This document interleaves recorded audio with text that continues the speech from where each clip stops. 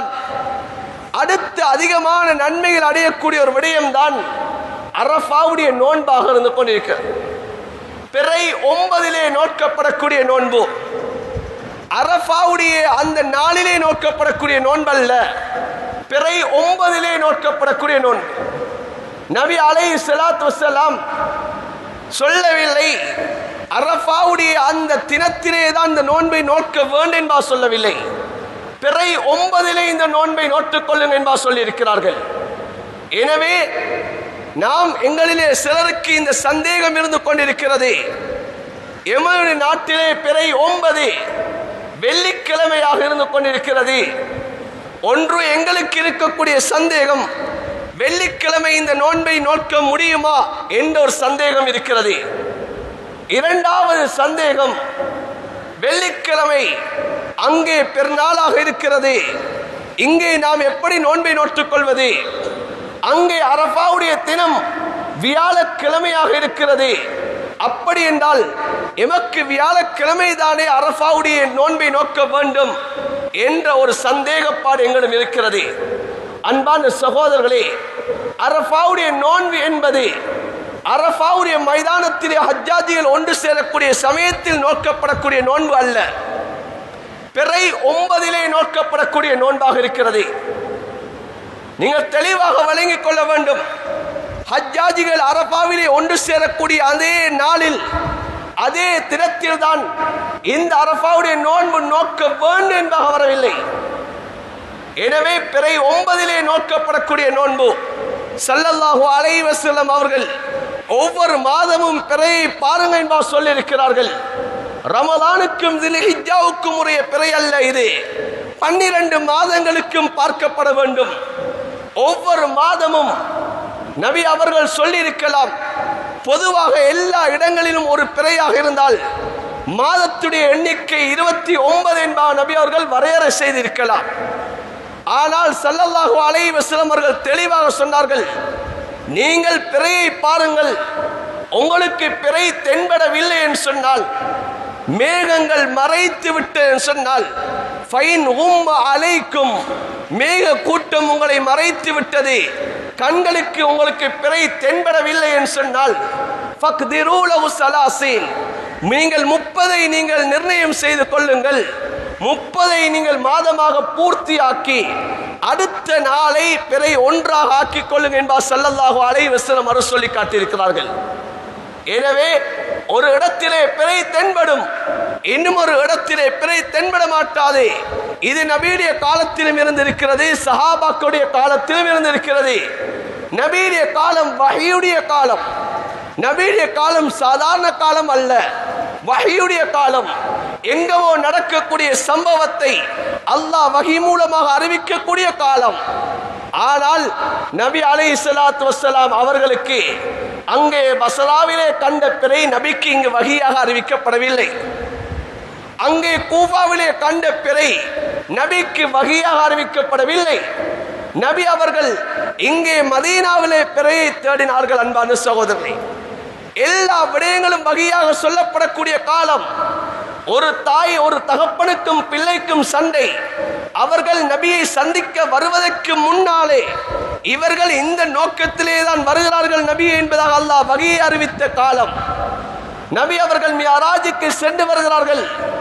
அங்கே மியராஜிலே நபி அவர்கள் பைத்துல் மக்திஸிலே சென்று தொழுகை நடாத்தினார்கள். அந்த பைத்துல் மக்திஸை அந்த காஃபிர்கள் விவரிக்க சொன்னார்கள். அல்லாஹ் அந்த பைத்துல் மக்திஸை, அதில் இருக்கக்கூடிய எத்தனை தூண்கள் என்பதை அல்லாஹ் கண்ணுக்கு முன்னால் அல்லாஹ் திரையிட்ட காலம். ஆனால் பிறையை அல்லாஹ் காட்டவில்லை.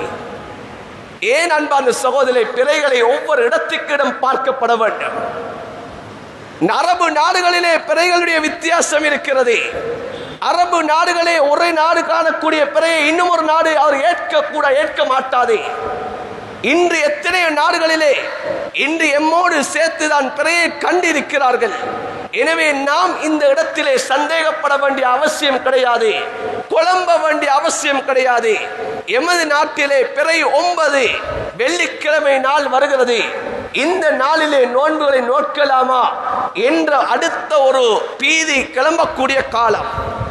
ஏன் ஹதீஸ்களிலே ஸல்லல்லாஹு அலைஹி வஸல்லம் அவர்கள் சொன்ன அந்த வார்த்தை வந்திருக்கிறது. நீங்கள் வெள்ளிக்கிழமை தனியாக நோன்பு நோக்க வேண்டாம் என்பா நபி அவர்கள் தடுத்திருக்கிறார்கள். நீங்கள் வெள்ளிக்கிழமை நோன்பு நோட்பதாக இருந்தால் நீங்கள் அதற்கு முன்னால் இருக்கக்கூடிய வியாழக்கிழமையும் நோன்பு நோக்க வேண்டும். அப்படி இல்லை என்று சொன்னால் நீங்கள் வெள்ளியும் சனியுமாக நீங்கள் அடுத்த நாள் பின்னால் இருக்கக்கூடிய நாளிலே நீங்கள் நோன்பு நோக்க வேண்டும் என்ப ஹதீஸே வந்திருக்கிறது. இப்போது எங்களிடம் சொல்லப்படும் அது எப்படி வெள்ளிக்கிழமை நாம் நோன்பு நோட்பது என்பதாக கேள்விகள் நம்மிடம் தொகுக்கப்படலாம். அன்பான சகோதரர்களே, நபி அவர்கள் சொன்னது அந்த நோன்பு நஃபீலான நோன்பை நபி அவர்கள் சொன்னார்கள். பொதுவாக நோக்கப்படக்கூடிய நோன்பைத்தான் நபி அவர்கள் சொன்னார்கள். வெள்ளிக்கிழமை தனியாக நோக்க வேண்டாம் என்பார் சொன்னார்கள்.